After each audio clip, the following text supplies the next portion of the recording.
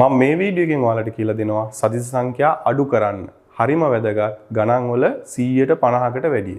ඉතින් අපි උදාහරණ කිහිපයකට එක්ක මේක ඉගෙන ගනිමු. පළවෙනි උදාහරණය මට ධන එකෙන් අඩු කරන්න තියෙනවා ධන 5ක්. right? මෙතන එකතු කිරීමේ ලකුණක් තිබ්බනම් මට කරන්න පුළුවන් ඕන විදිය මම කලින් වීඩියෝ එකෙන් කියලා දුන්නා. එහෙනම් මේක අඩු කරන්න තියෙනවා. අඩු කරන්න යද්දී අපි සදිශ සංඛ්‍යා අඩු කරන්න අපි ගොඩක් වෙලාවට බලන එකතු කරන විදියට හදාගන්න. ඉස්සල්ලාම මෙයා ඍණ ලකුණ මෙන්න මේ පිටිපස්සේ තියෙන ධන ලකුණත් එක්ක එතන ධන ලකුණක් තිබ්බොත් ඒ ධන ලකුණත් එක්ක අපි මාරු කරගන්නවා. එතකොට ඔයාට එන්නේ ධන එක දැන් මේ දෙන්න මාරු වුණා ධන ලකුණක් තියෙනවා. ඒ ධන ලකුණ මෙතෙන්ට ගත්තා මෙයාට යනවා ඍණ 5 විදියට. ඔන්න ඔය විදිහට හදාගන්න. දැන් මේක අපි කලින් හදපු ගාන. මට රුපියලක් තියෙනවා මගේ අතේ. මම රුපියල් 5ක් කෙනෙකුට ණයයි. තියෙන රුපියල දැම්මා. අතේ සල්ලි ඉවරයි. පහෙන් එකලයයි ගෙවුනේ. ණය 4ක් ඉතුරුයි. මට ඉතුරු ටික එහෙමම තියෙනවා මට ගෙවන්න සල්ලි නැහැ. එහෙනම් අවසාන උත්තරේ වෙන්නේ ගාන පහෙන් එකක් ගියාම 4යි.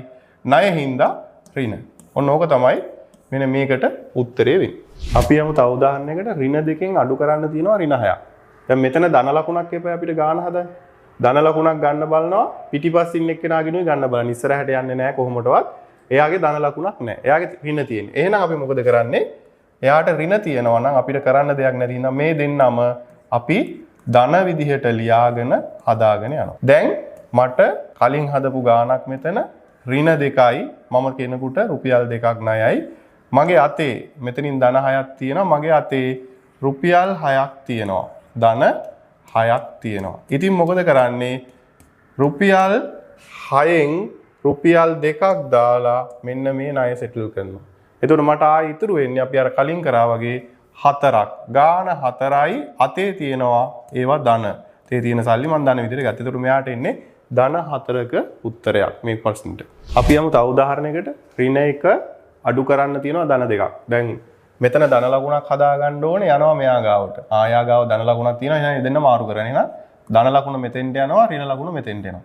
මෙතන තිබ්බේ ඍණ 1මයි. එයා වෙනසක් වෙන්නේ හැම තියෙනවා. දැන් මට කෙනෙකුට රුපියලක් ණයයි මෙයාගෙන්. මෙතන මම තව කෙනෙකුට රුපියල් 2ක් ණයයි. එහෙනම් ඔක්කොම තියෙන්නේ ණය. එහෙනම් ඍණ කීයක් තියනවද ඔක්කොම? 3යි. ගාන 3යි. එහෙනම් මේකට උත්තරේ ඍණ 3යි. අපි යමු තව උදාහරණයකට. ඍණ 3ෙන් අඩු කරන්න තියෙනවා ඍණ 3ක්. right? පළවෙනිට තියෙන එක එහෙමම ලියාගත්තා. මෙතන ඍණ තියෙන්නේ එයා ධන කරගන්න ඕනේ. මෙතනට යනවා ඍණ ලකුණක්මයි තියෙන්නේ. එහෙනම් අපිට ගන්න දෙයක් නැති හින්දා අපි දෙකම ධන විදිහට දාගන්නවා. මෙතනදි විශේෂ දෙයක් වෙනවා මොකද්ද? මං කෙනෙකුට රුපියල් 3ක් ණයයි. මගේ අතේ තියෙනවා රුපියල් 3ක්. දැන් මොකද වෙන්නේ? මගේ අතේ තියෙන රුපියල් 3ම දැම්මොත් මෙන්න මේ ණය 3ම ගෙවිලා ඉවර වෙනවා. එතකොට මං ණයත් නැහැ, අතේ සල්ලිත් නැහැ. මුකුත් නැහැ. ගණිතයේදී එතකොට නැහැ කියන්න ගන්න අපි බිඳුව. එහෙනම් මේකට උත්තරේ බිඳුවයි.